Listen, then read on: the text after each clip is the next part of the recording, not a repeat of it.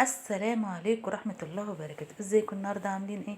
يا رب تكونوا بخير وبهنا وبصحة وسعادة. النهاردة بقى عاملين سمك مقلي، يعني زي بتاع المحلات واحلى كمان والله العظيم، مع طبق سلطة. طبق السلطة ده بقى اللي بيفتح النفس على الاكل. والسمك بتاعنا طبعا احنا جايبينه صاحي، يعني مش جايبينه متلج او حاجة زي كده، لا السمك بتاعنا صاحي. السمك ده كان صاحي قوي وبيتحرك زي ما انتوا شايفينه كده. فطبعا انت تعرفي ازاي ان السمكة طازة من الخياشيم بتاعتها، بتلاقيها محمرة. تدوسي على السمكة تبقى ناشفة معاكي، ما تكونش طرية، قلبها يكون ابيض من جوه بفتة كده. ويلا بينا على التتبيلة بتاعتنا. تتبيلة السمك بتاعتنا يعني اسهل مما يكون. طبعا الفلفل دوت هرساه وحطاه في الفريزر، بطلعه انتوا عارفينه، بطلعه للتتبيلات دايما. ومعانا حوالي راس توم هرساها زي ما انتم شايفينها كده، وحوالي ليمونتين او 3 ليمونات، وهنعصرهم مع بعض. السمك طبعا انتوا عارفين ان هو بيحب الليمون، يعني كل ما بكتري الليمون في السمك طعمه بيبقى احلى. وهنعصر الليمون كده عليه، والتوابل بقى بتاعتنا توابل السمك. كمون. طبعا مش هحط شطه لان انا حاطه فلفل احمر، حاطه هريسه وملح ابيض. ادي البهارات وملح ابيض. اكتر من اكتر من كده ما بتحطيش. انت بقى شوفي، عايزه تحطي بصل بودره، توم بودره، حسب ما انت ايه بتكملي البهارات بتاعتك. بس انا السمك بتاعي بصراحه يعني نصيحه مني، ما تكتريش منه البهارات علشان ما تغيريش طعم السمك، تخليه طعم كده تحسي انت بتاكلي بقى سمك. وهنقلب التتبيله بتاعتنا اهي، سهله قوي.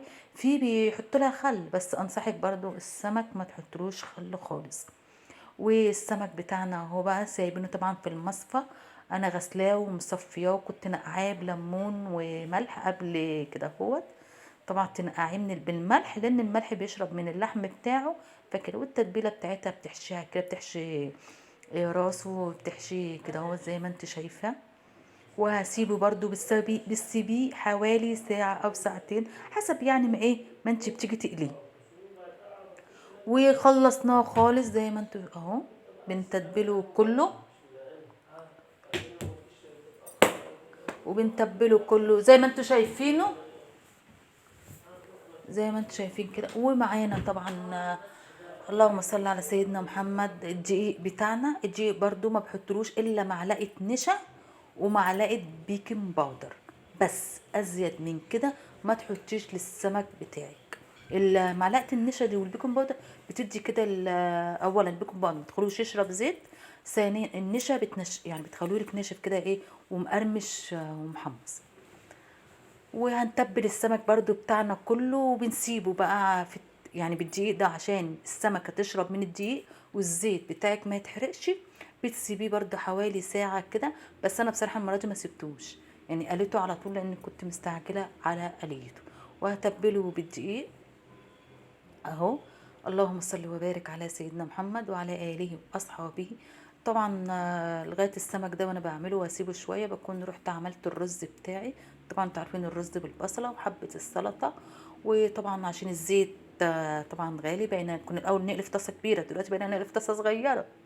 وطلع اهو معانا مقرمش وبالجرجير بقى، سمك شوية سمك بالجرجير، ومعاهم طبق السلطة الخضرة الجميلة. طبعا الخضار الأيام في الشتاء دي، الشتاء حلوة قوي. ولو عجبكم الفيديو ما تنسونوش